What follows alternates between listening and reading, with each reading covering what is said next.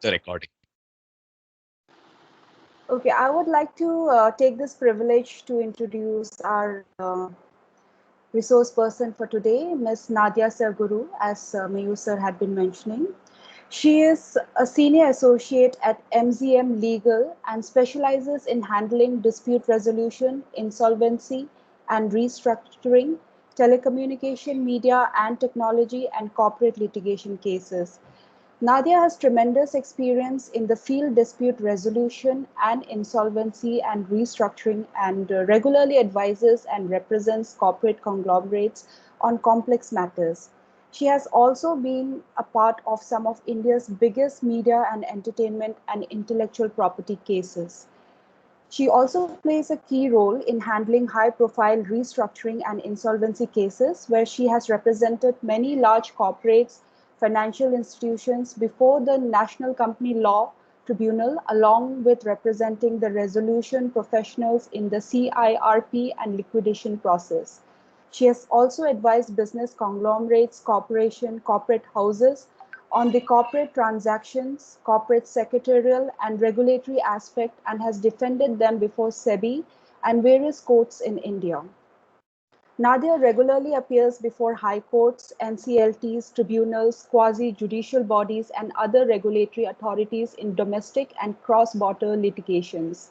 She has obtained a master's degree in intellectual property rights and a postgraduate diploma in alternate dispute resolution from the University of Mumbai. And as a visiting professor, Nadia has an experience of over 5 years in teaching subjects such as alternate dispute resolution, advertising laws, business laws, industrial laws, and intellectual property laws.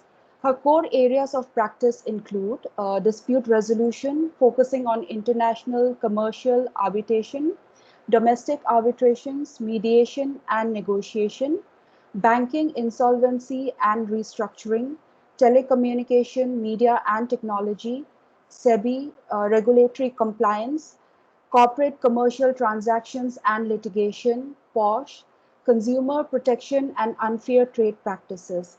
Nadia has professional membership in several bodies, which include member of Bar Council of Maharashtra and Goa in 2013.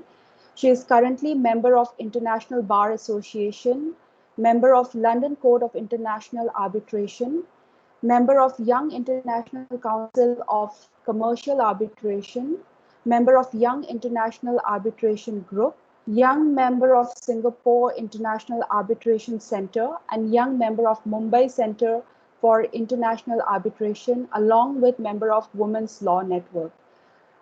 We look forward to your session and thank you so much for accepting our invitation. Thank you. Thank you so much for the wonderful introduction. I wish a very good morning to everyone, and thank you everyone for waking up on this Saturday morning and dedicating it to a session organized by the research cell. I thank you, Mr.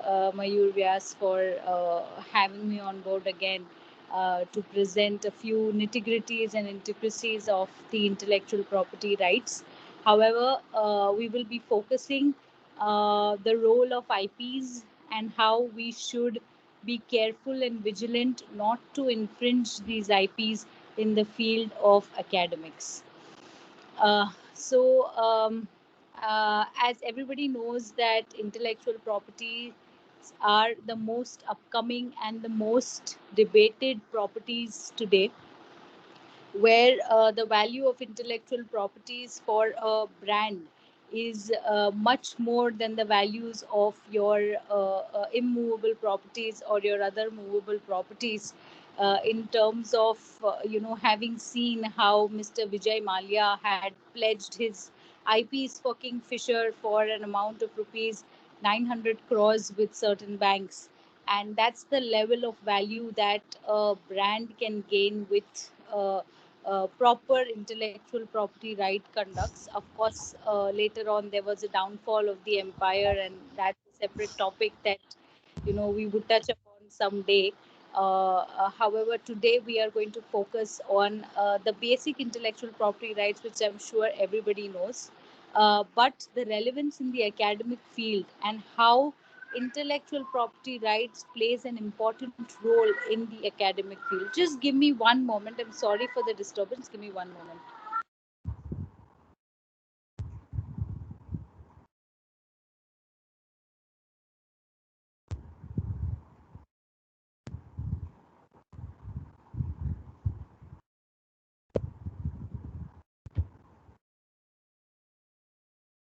Meanwhile, to all students who are attending, let me tell you that Nadiya ma'am uh, and the wonderful introduction that was given by Dr. Machud.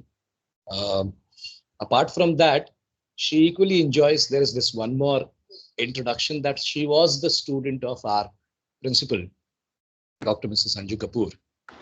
And that introduction also she enjoys equally well. I was just telling them that you were a student of Dr. Mrs. Anju Kapoor.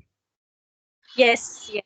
That's a wonderful long story of my academic career and my initial budding lawyer career, where I have taken various career counseling sessions from Dr. Anju Kapoor, who is not only my guru but is also my mentor in all forms. So, as I tell you, and I keep telling in all the sessions I take, if I start talking about her, there'll be no other session. So let's let's get back and focus upon what we are here for today. So, as I said, that intellectual property rights are core property rights which belong to the authors and the creators of these properties. So, the very term intellectual means this is a property that is created by your intellect, and the entire world has been striving to protect these intellectual property rights. India, of course, being a late entrant into understanding what intellectual property rights are. However, there were international regulations with respect to the TRIPS and with respect to the WIPO, which are basically intellectual property right conventions and organizations all across the world, where treaty convention parties come together and want to safeguard intellectual properties in different parts of the world. Similarly, India joined hands in the TRIPS agreement, and there were various codes that were then refurbished in the forms of getting international practices on board in India. And there were versions of the statutes which came into being. Some of them, which are most widely utilized and known by people, are the Trademarks Act, the Copyrights Act, and the Patents Act. However, apart from these intellectual properties, there are other intellectual properties also, such as your geographical indications, your designs, so on and so forth. Um, let's not get into what geographical indications and designs are, because that's a lengthy topic. We want to focus on how intellectual properties play a role in academia, and in that sense we want to understand what happens when a book is published, a literary work is published, a teacher utilizes those books, a student utilizes those books. There are reproductions made of those books. There are compilations which are made by the teacher for the students. There are students who voluntarily take up books and make compilations and keep it with the Xerox centers so other pupils can also utilize and benefit the course or the course packs, which are produced in the course of instructions during the course of the semesters, and how India has come to recognize that there has to be some kind of leniency as far as infringement of intellectual property rights is concerned.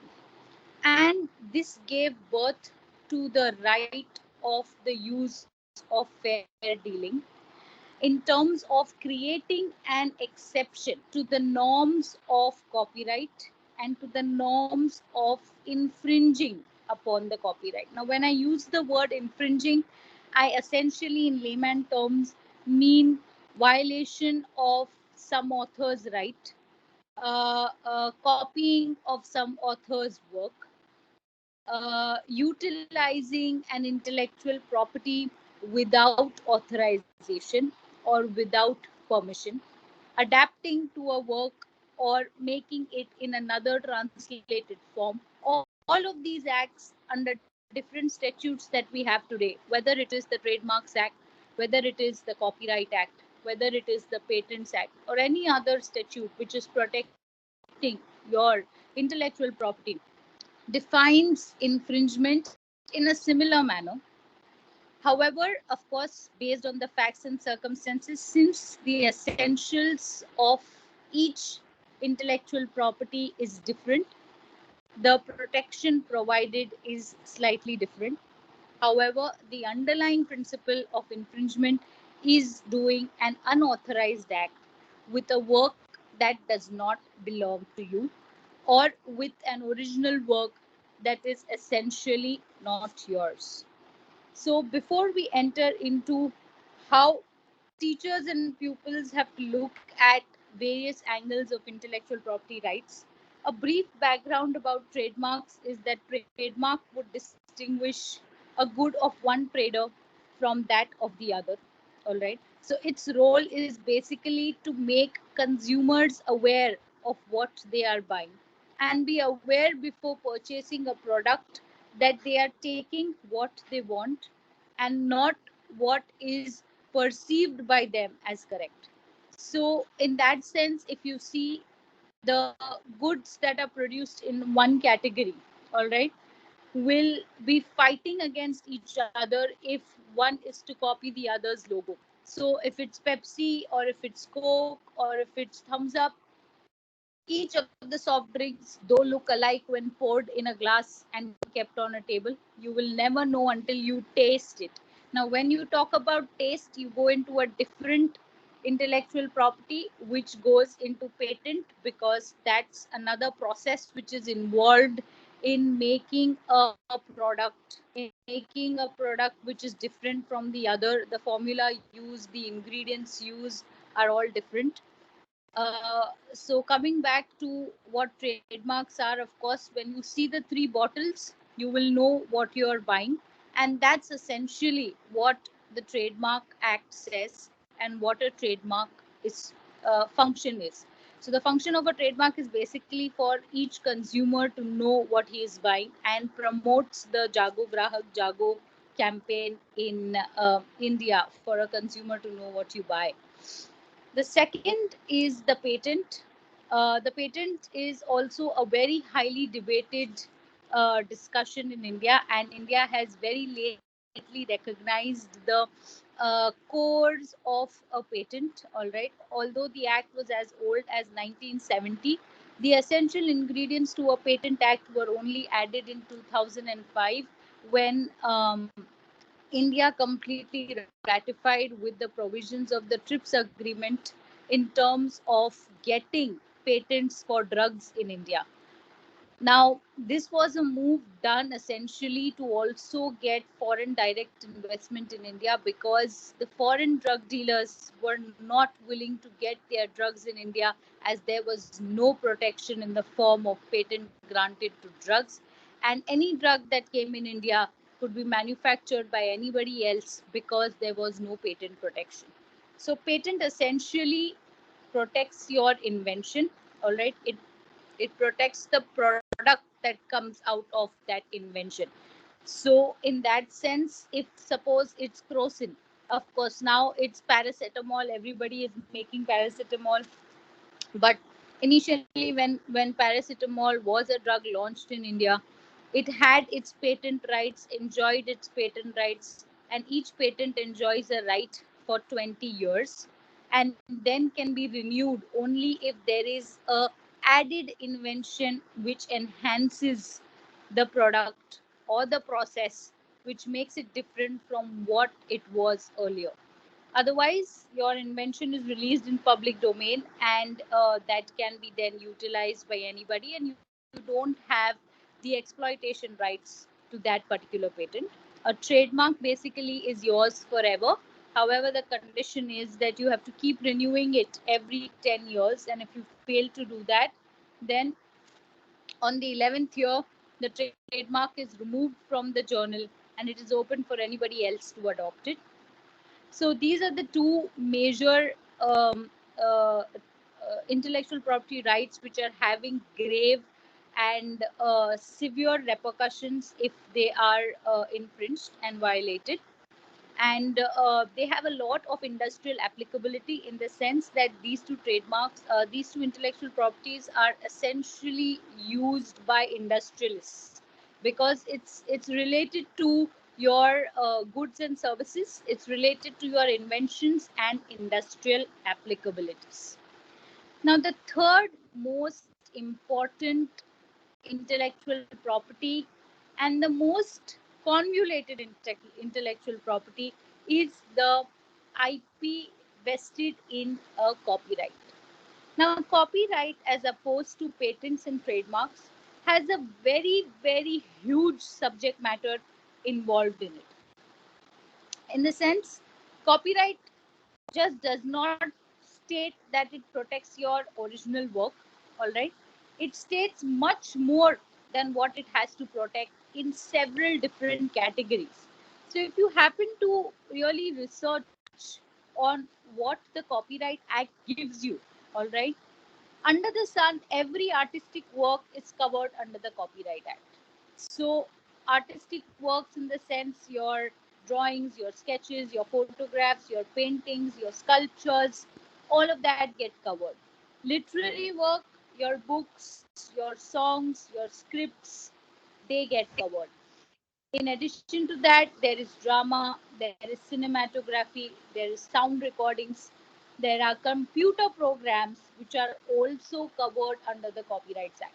So it's got a wide subject matter, and you should read section 14 of the Copyright Act 1957, which would give you a brief idea of what all Copyright Act protects. Now, the debated question is, do I have to register a copyright under the registration norms to get the copyright with me and to become the original owner of the work? I hope I am audible. Huh?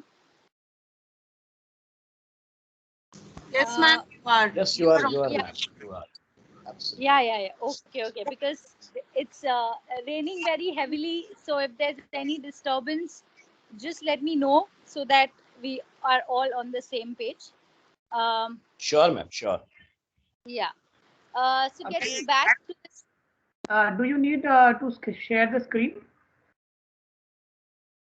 The point is that since it's a very short session, it takes a lot of time in doing the slides. So I just thought that a discussion in 1 hour would be good, because then I will be open to questions. And this is a subject which is very, very huge. It cannot be completed in the form of slides if I'm going to present it in a session. So probably we could have a longer session where we can do a presentation on all of this. Yes.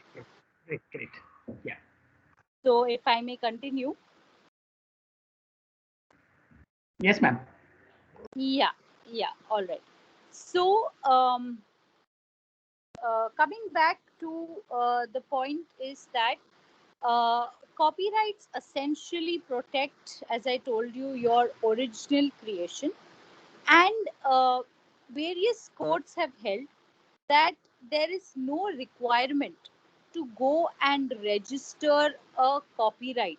So for example, if you write a book and you have published that book, the author of the book will have its own rights, the publisher of the book will have its own rights, and even if you don't register it, the original work belongs to you. And it is stated by the courts that this original work that is there need not be registered to be proven as your work. So it's a myth that each and everything has to be registered as copyright. And the courts have stated that if you can prove that you are the first user or the original creator of this work, then in that sense, the copyright belongs to you. Of course, it also in the same breath adds that if you have a registration, proving that the work is yours becomes easier, as a registered work is first evidence in the eyes of law. And therefore, people rush to register it, because if there is a challenge to such copyrighted work, or if there is a challenge to such original work, you always have the registration which would safeguard you. But that's not a condition precedent to have originality in the work. So this is how the Copyright Act works essentially and what it protects. Now, coming to the concept of exemption and focusing this particular intellectual property in the field of education or in the field of academics. Many a times, teachers and students, both in the course of instruction, and when I say in the course of instruction, the Supreme Court, the High Courts have actually defined course of instruction as one full semester in which the students are attending the classes and the teachers are conducting the classes. So I'll associate this with a very famous landmark case, and I urge all teachers and all students to read this case. Maybe some of you might be aware of it, but this is the path-breaking case in understanding intellectual property rights between the teachers and the students. And that's the Delhi University photocopy case, the DU case, which is famously known as the photocopy case. All right. And in this case, what had happened is well-known universities such as the Oxford University, the Cambridge University, and other universities all across the world had filed a suit in Delhi, in the High Court of Delhi, against the Delhi University and against the photocopier in the premises of Delhi University for making course packs that photocopied various extracts of various books of the Oxford University, of the Cambridge University, and these books were being sold to students by the photocopier named Rameshwari Photocopy Shop. So that's not important. The point is that there was a photocopier in the premises of the university, and the books were referred in the syllabus of the Delhi University by the teachers who were teaching various subjects.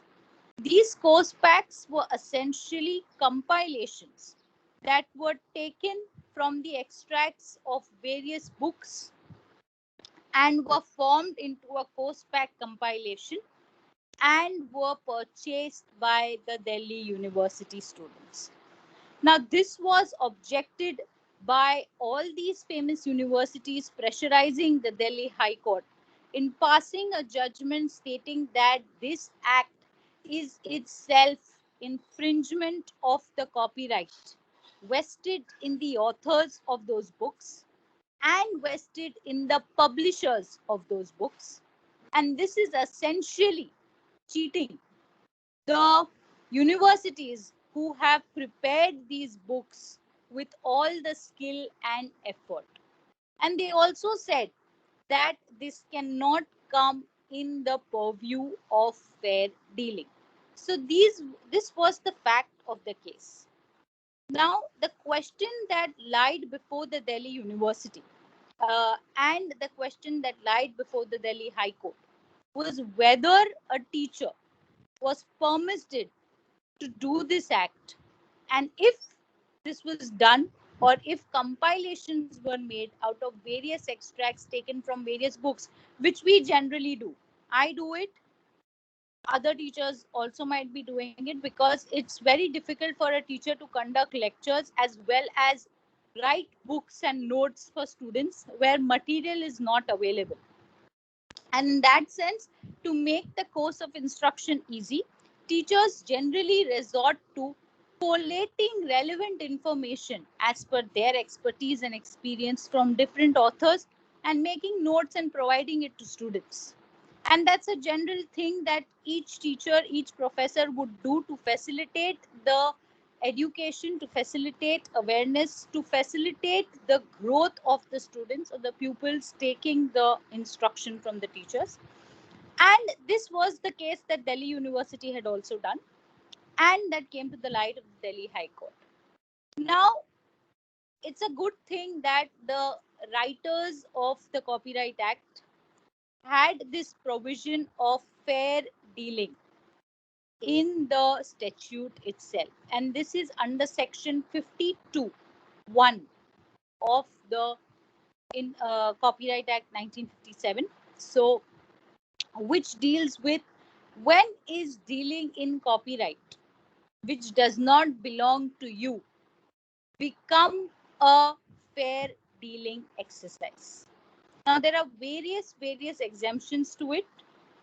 One of the exemptions that I want to focus on is the reproduction by a teacher during the course of an instruction. And it does not stop at teacher.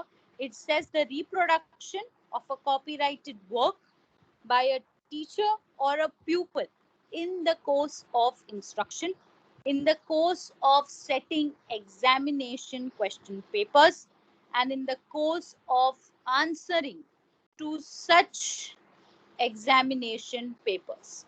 So it very categorically laid down that any reproduction that is done has to be within the awareness, within the education that is to be given to the students, and during the course of instruction, which the Delhi High Court in this case defined as it being a full semester and not only the classroom sessions. So the Oxford and the Cambridge universities left no stone unturned to get this judgment passed. And the single judge bench of the Delhi High Court passed a beautiful order stating that not every student, and especially in India, being a developing country, can afford books of Oxford University or Cambridge University or other such universities which are selling books at thousands and thousands of rupees. And if you are allowing not to utilize these information for the growth, well-being, education, the career perspective, the academics of a student, you are going to essentially take away his right to education under the Constitution. And as such, the Delhi High Court came to a conclusion that teachers are allowed to do this under section 52, which vis-a-vis the fair dealing aspect is concerned, provided that the books are given in the syllabus and form a part of the course of instruction. So a compilation that is made by taking extracts does not come under the purview of infringement in the field of academics. In fact, it goes ahead and says that if a student wants to do this, and if a student wants to utilize and circulate this to other students, it again will not form an act of infringement because it's an act of fair dealing. The other argument posed by Oxford University was that how much content can be copied? And they referred to a segment in the Copyright Act which said that not more than 2 paragraphs can be published. And this course pack had 34 paragraphs that were reproduced verbatim. Now, the Delhi High Court also distinguished this and answered to them that the segment that they were referring to referred to the word publication, while the act done was an act of reproduction, which was not sold, which was not published, but was utilized for the students of the Delhi University. And if you plead that photocopying and selling it at an actual price of the photocopy is exploitation in terms of monetary gains, The Delhi High Court went ahead and said no. If somebody is photocopying it and charging 1 rupee per page, he is charging for the page and the print and not for the text that is photocopied. And therefore, teachers and students in the course of instruction are protected by this judgment, which went all the way up to the Supreme Court. And the Supreme Court also dismissed the special leave petition, reverting it back to the single bench to decide a few issues. And the students of Oxford and Cambridge universities and other famous universities intervened in this petition, stating that you cannot stop the right to education in this manner. And eventually, the Oxford, Cambridge, and other universities had to withdraw their petition before the single bench of the Delhi High Court. So it has gone through what do you say? It has gone through the rigors of 3 trials: the single bench, the double bench, and the Supreme Court. And today, this is the standard law that you cannot interfere in the course of an education between a teacher and a pupil if it's related to A, in the course of instruction, the reproduction is made. B, if the question paper is being set and you are taking a relevant text. And C, if the student is replying to those question papers in the form of answers to get his or her marks or scores. So this is a very, very, very important case in the field of academics, where the copyright has been exempted to see that there is education which is running smoothly and educational institutions are not unnecessarily dragged in the rigors of litigation.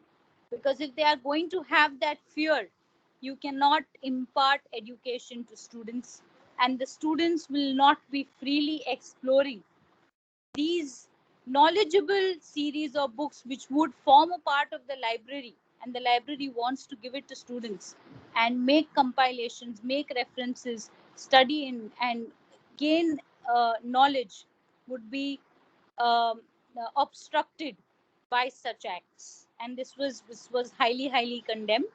And so this forms a standard law, and teachers and students both can now very well know that making such compilations is not an act of infringement.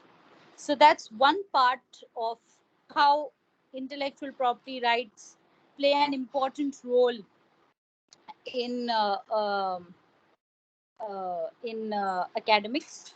The other part, and the most debated part that I would like to discuss, is plagiarism. All right. And this is something that has been condemned by universities, condemned by colleges, that an act of plagiarism is definitely and most certainly an act of copyright infringement. And when I say that, after this entire discussion, I say it because if you're going to make any compilation, if you're going to make any notes, if you're going to present your dissertations, there is this part where you have to do your bibliography, you have to do your footnotes, and you have to present your thesis in a way which, if referring to the context already being an original work of somebody else, has to be given credit to. The source has to be put out clearly. Even if you're rewording the entire argument or the entire text of a book or a text of an author or a quote of an author, and you quote it as yours, you are again violating the principles set down under the Copyright Act. And that is something which is condemned by all the educational institutions. In fact, the Mumbai University has guidelines with respect to such plagiarism works, and these works, if caught to be violating the principles of the Copyright Act, are not taken up and are separately dealt with, and there are certain rules where such work then becomes invalid and it will be deemed as not submitted. Now, this act could definitely lead you into trouble in terms of, having civil and criminal punishments attached to it. So, if you look at the criminal punishment end, all right, you are looking at a sentencing of at least 6 months to 3 years. And if you're looking at the civil consequences of such acts, then you are looking at any damage that the original author would want to receive from you, and a fine that would be have to be paid separately in addition to the damage and compensation that would be asked from you. So plagiarism is something which is very very prevalent in India, especially in India, because there is still no separate mention of plagiarism as an offense, and there is a consideration in the parliament going on to have a bill with respect to this offense, or an addition to the Copyright Act, in terms of having this written down very clearly. All right, and of course there are different types of plagiarism by photocopying. However, this would be excluded again in the fair use and fair dealing principle. Then there would be plagiarism in terms of not giving source credits, using quotes as yours, using text as yours, reproducing work in a different fashion, adapting to a work with no source credits, using a work without permission, and so on and so forth.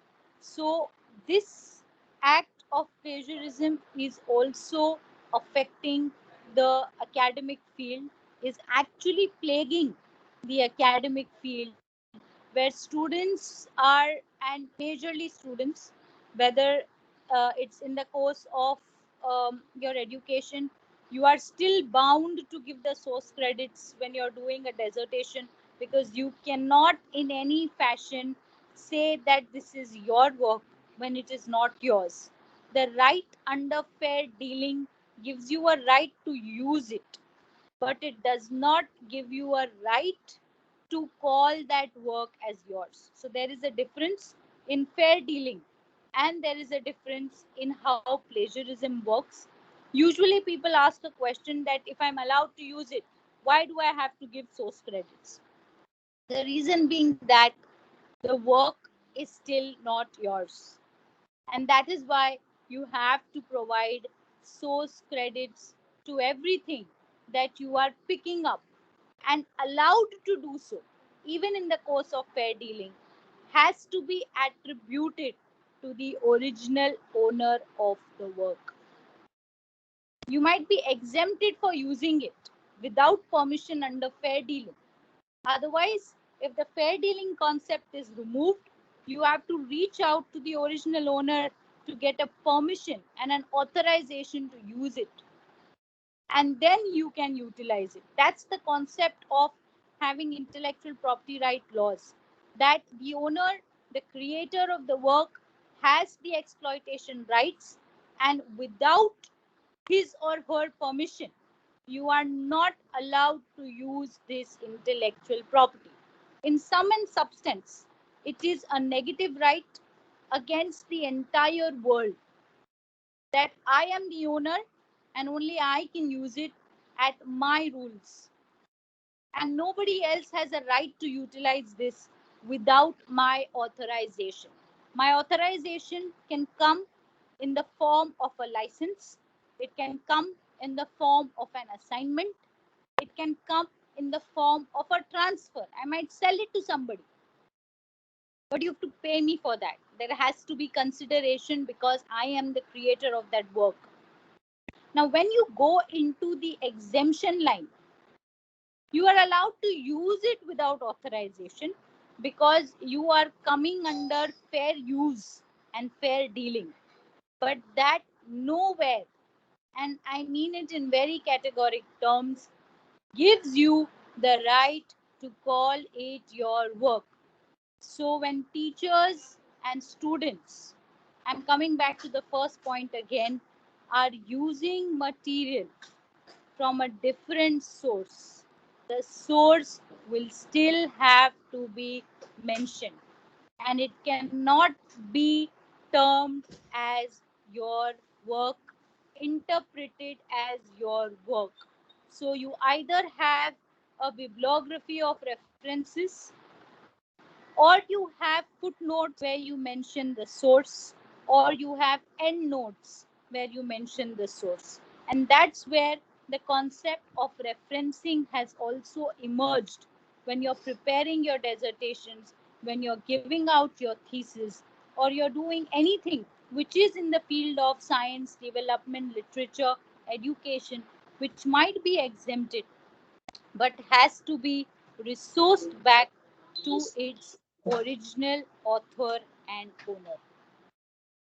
The same would go for computer programs, and in such sense, just one.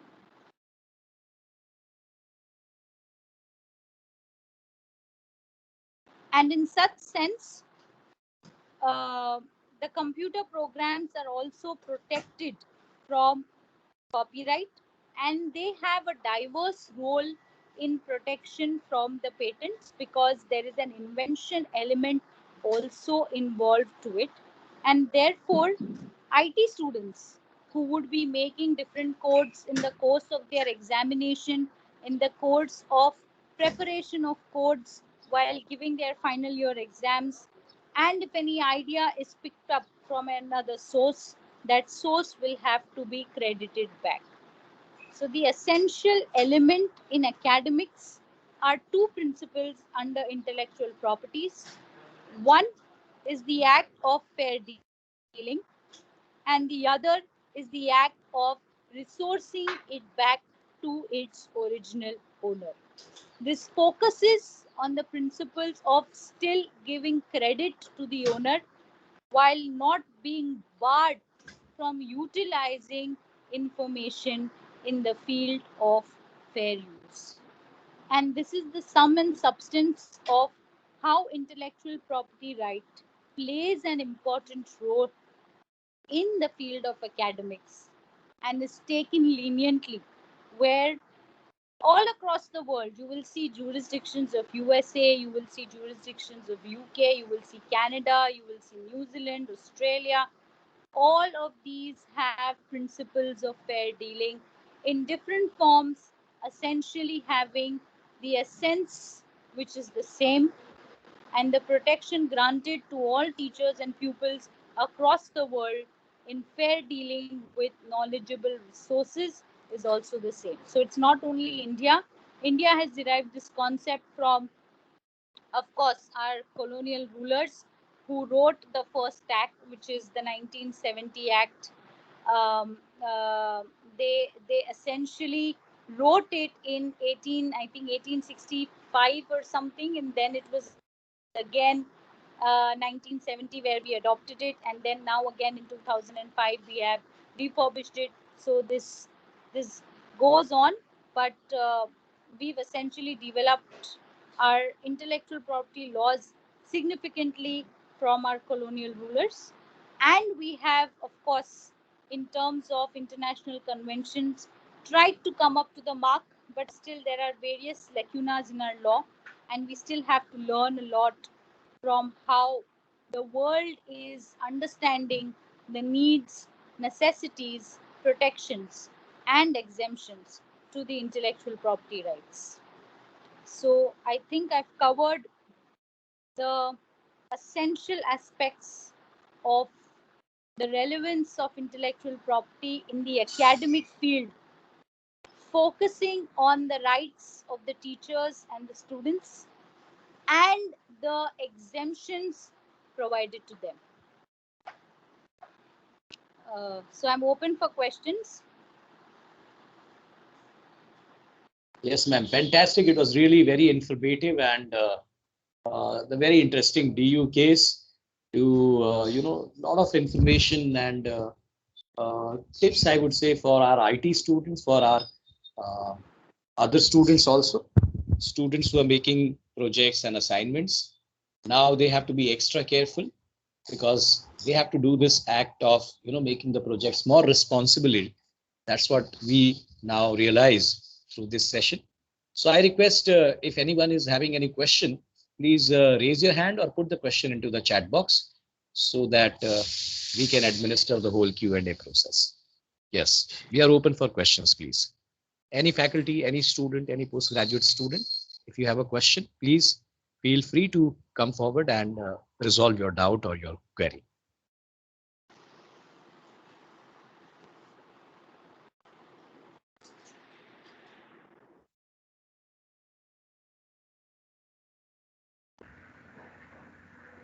Ma'am, I have one question. Yes. When we talk about IPR, okay, IPR has the geographical boundary restrictions. That is the one thing that I want to know. And especially with the IT scenario when you are writing code. Okay, so if somebody writes a code in let's say western part of the country and uses it in the eastern part of the world, okay, rather than country world. So will that IPR will have any kind of what is a jurisdiction on the code, especially when we are using. Okay, so geographical boundaries basically. Yeah. So I'll tell you how that works, and this is a very interesting question. So that's the very reason why there are conventions formed. There's the EU convention, there is the Hague Convention. All right, there are various different conventions which are formed where these owners, okay, which have basically IPs that would go all across the world. For example, I'll give you the example of Microsoft. Okay, Microsoft is a part of various conventions. So if you register your mark in that convention, all the countries who are party to that convention, and India is a party to various conventions, all right, you cannot infringe this in those geographical locations, which is essentially almost all of the world or the major countries in the world. So that's how it works. There is no geographical boundary. What would also happen is that these people would come, release it in India, and also register it in India if it is not a part of any convention. If India is a part of the EU convention, which it is, all the European countries have safeguarded their intellectual properties in India because you cannot break the convention, and it is the duty of India to protect the intellectual property rights of all the other uh, countries who have ratified to this convention. So this is how it works. It is a little complicated, but the jurisdiction will expand if you are a part of these conventions. That's why at the start I told you that there are multiple conventions to which even India has ratified today. And apart from that, these people are very smart. They have their registrations all across the globe. So you will get caught. They'll make sure of that. Okay, ma'am, Because just a they've invested their time. yeah, just a continuation question with this. Just you said that people can register across the globe in different countries. I have seen that there is a recent trend, okay, on the social media also. I have been just following this that as far as the patents and these kind of things are concerned, okay, but if you want to register in India, it takes a lot of time. Okay, that is something which is being seen or experienced. A very recent, what is it, especially last say 6 months, I'm seeing that there's something called as an Australian patent. Okay, so a lot of people, especially Indians, okay, they are filing patent in Australian patent, and I can see the timeline that gets granted in say 1.5 months or something like that. And the wonderful thing to see is that in that patent, okay, the people from across India, say name the state, okay, they will be there, and they're all names. So near about say 15 to 17 people are in that patent name across the states, across the institution. I wonder that how that happens. People cannot work across the state, across this kind of a place, and their patents gets granted. So do you see that that is something fishy? because they are not filing any patent in India. Okay, none of them, and a person is getting the patent or those copyrights, whatever it is, the so-called Australian patent. Okay, that they have an act, and month after the month, एक ही साल में 2 या 3 patent वो लेके आते हैं. So this is a new kind of a business that I just see just after the Indian business, okay, that we have seen for the journalists. This is the loss of India. Okay, India का यही बहुत ही बड़ा problem है कि इनके legalities में इतना time लग जाता है, especially in registrations, and that's why people really don't want to go in for registrations, because there is so much of process involved. For a normal trademark, it takes 18 months if there is no objection. For patents, there is first you have to make a primary specification, then you have to make a complete specification, then it will go on the rounds of objections, and it takes years for a patent, at least minimum 2 years for a patent to get registered by the inventor. And that is why people are actually now taking this industrial applicability to different parts of the world and getting it registered there.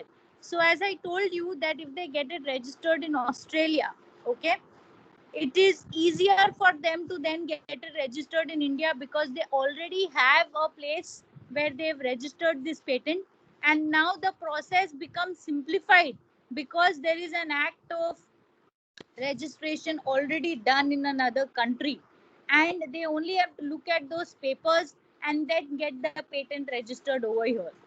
Even otherwise, if Australia and India, of course, I have to check on this. I really don't know whether they are a part of any treaty or convention together at one place where it's going to protect. Even if you file it in Australia, people will go and file it in Australia and get it automatically protected in India, because that's a lesser time act, and the time involved is not as much as that in India. So that's a strategy that basically the patent lawyers that are there, who are aware of which country is associated with what and what would give you a better result, and how you will be protected in both countries at the same time by filing one registration.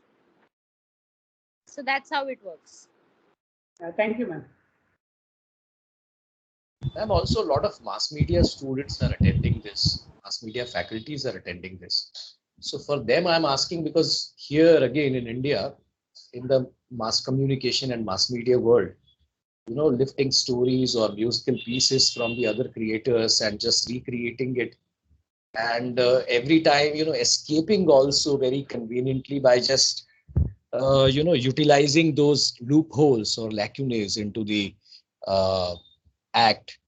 So really, is it so that, our copyright, patent and IPR acts are that weak and they are having these kind of loopholes? Can it be strengthened, or people are just, having these malpractices into the shadow of, these loopholes into the acts?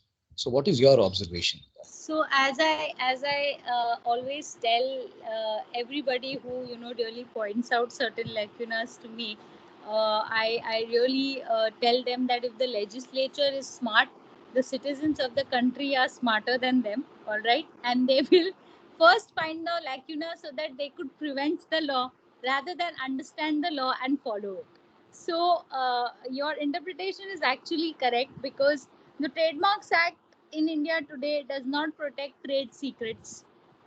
So if there are trade secrets, you really don't have any act today sort of defining trade secrets as an intellectual property right, which is done in various other jurisdictions such as Canada, Australia, USA, UK.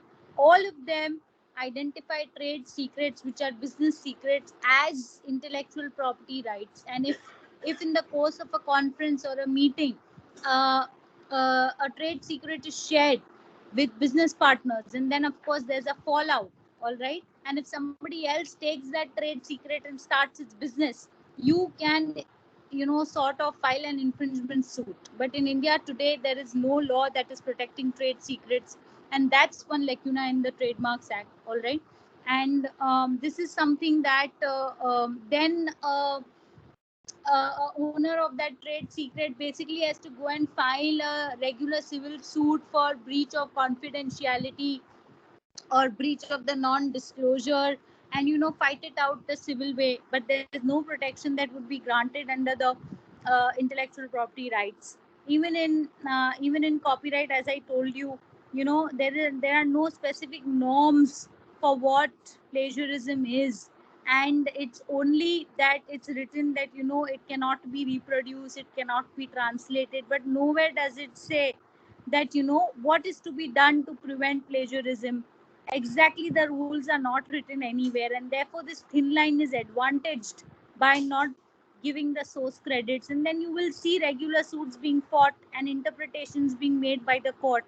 For example, if you see the movie Three Idiots, there was a full roar and cry about Chetan Bhagat's book being adapted in the movie and no credits being given, and so on and so forth, and then the whole fight that was there. You'll always see these in basically your full Bollywood is filled with all of these copyright suits, okay, which keep coming on one another in terms of taking up the concept. So now the Copyright Act has this very very important lacuna that is there, and I would just sum it up in 2 minutes, that there is no copyright in a concept. Okay, so unless and until it is written down, made, utilized, or published by you, okay, so if you've written down a work but nobody knows about it, then you will not be able to prove that it's your concept. You have to utilize your concept and get it known to the public, disseminate it to the public, and that's how you gain your copyright over it. So for example, these movies which keep coming up and they say कि हमारा concept था नहीं इनका concept था, and they fight over the concepts. There is no copyright in a concept. Copyright can only be when there is work. So that's a lacuna that is there, and majorly all these fights are on the concepts. So therefore, reverting it back to source credits also becomes very difficult. If there is no law laying down that, there has to be something which protects concepts and ideas also. But there's no law in India which protects concepts and ideas. You again revert back to breach of confidentiality. Lovely. Thank you so much for that answer. Thanks. Yes, any further questions? Anyone?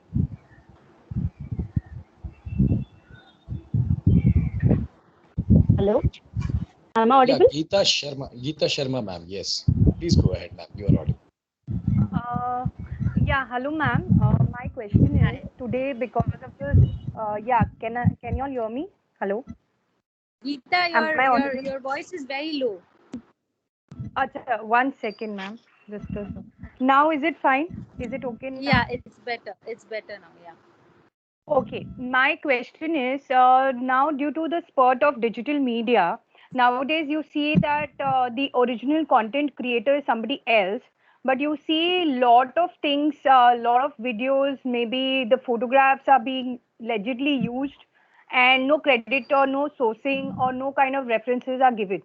So, ma'am, is there anything specially or is there any law which can protect or created specifically for digital creators is my question.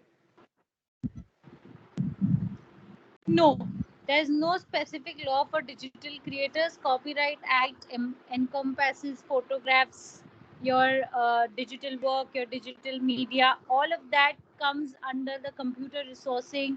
It comes under the Copyrights Act, and there is no special law for digital work per se, and it is encompassed in the Copyright Act 1957. And yes, I completely agree to you that it's very difficult to trace infringement on social media, revert it to a person who you don't even know has done it. So many a times you end up filing complaints as John Doe's because you really don't know who this person is. He might have some random user 17978708, and then he's copywriting using things. In fact, the concept of having identity thefts, impersonation, All of that happens on the digital media, and it becomes very, very difficult for you to really get to the bottom of it. You have to go end up filing cyber complaints. You have to really struggle a lot. So that's another weak field that we are in. But territorially, it becomes impossible to trace who the infringer is. You then have to go track the IP address. By the time you do that, the IP address has vanished. The person's vanished from that place. You don't know. It might be a person sitting in China and doing something, or sitting in Japan, or sitting in some corner of the world having access to the web. So it's a difficult chase. Okay, ma'am. Thank you so much. Most welcome. All right. Any further questions? Yes, sir. I want to ask one question to madam. Yeah. Am I audible? Yes. Hello? Yes, please go ahead. Yeah. So, madam, as an IT researcher, suppose I want to file a patent for my research work. Okay, so it provides a protection to the claims which I'm making, like the innovations which I have made, or along with that, what it protects my software or the instructions which I have written for that work.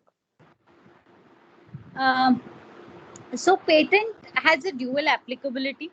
It can be a process patent where you've written the code, all right, and then it can be a product patent where you are finally patenting what comes out of your process.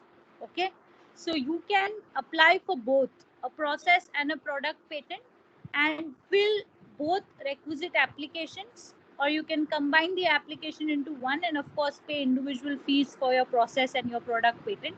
So the Patent Act covers both what you write and what you get out of the writing as an innovation. Okay, so I must be very much clear when I am writing or filing the patent that what I'm filing it for the process as well as for the product. Yes, if I want to yes, combine it. yes, and it is very rigorous because these patent officers go by the book. So you have to have your provisional specification, then you'll have to have your complete specification, then there'll be rounds of questioning and all of that, because they don't easily give an invention patent to people. So it's got to be crisp, clear, and away from the rigors of being a work which is already there in industrial applicability. Okay. Can you give us a little idea about when we are going to defend our patent? Suppose what I have filed a patent and the query comes. Okay, so what exactly that process is and how that process is being carried out? So there are two rounds of objections. Basically, one is an internal departmental objection. So when you file, suppose you complete your first set of provisions in which you give the entire provisional specification to the patent officer or to the patent controller as the act defines. After that, what happens is the internal department, which are the examiners, who are research professionals, who are known to the field, who know the nitty-gritties of the area in which you are seeking to have your process or your product patent. They will examine it, they will raise objections and give those objections to you.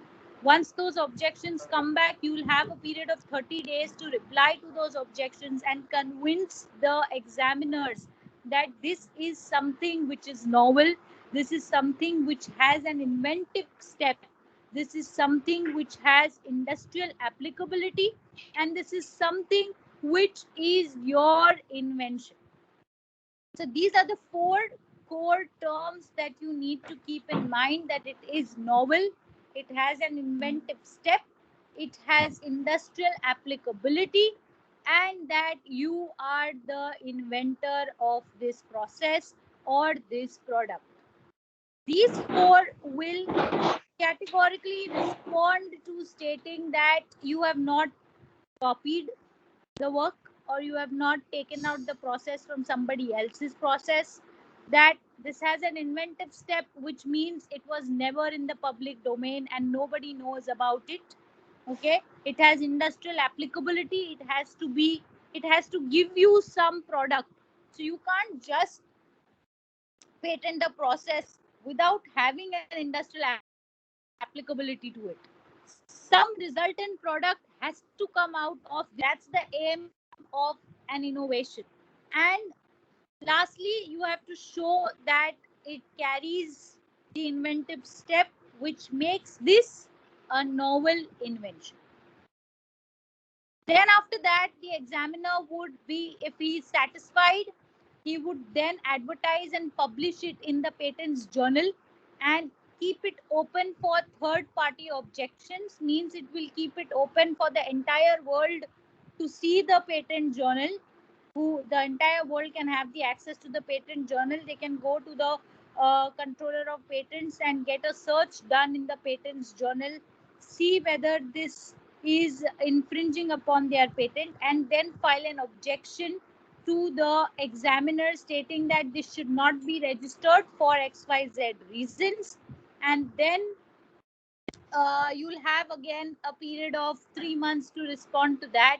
Then there will be a hearing. After that hearing, the patent controller will decide on merits whether this has to be registered or it does not have to be registered. And then, of course, you have your challenge mechanisms before the appellate boards, which is the Intellectual Property Appellate Board. And then, of course, from there, you can directly go to the Supreme Court. So that's the trail of how and what under the process. So it's a long journey. No, if you're lucky, you'll end at the examiner only. Thank you very much. Most welcome. One more last question, if there is any, we will be able to take because of the limited time available to us and to the speaker. One last question, or otherwise we can wind up the session also. Anybody? Any student?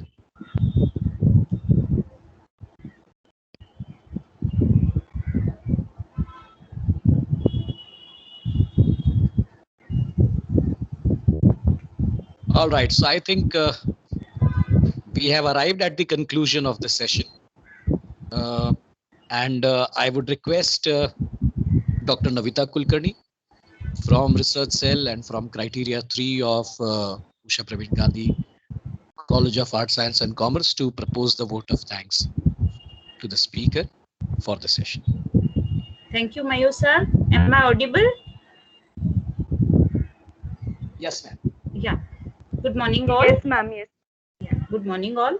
It gives me immense pleasure to deliver the vote of thanks for this session today to all those who are present here.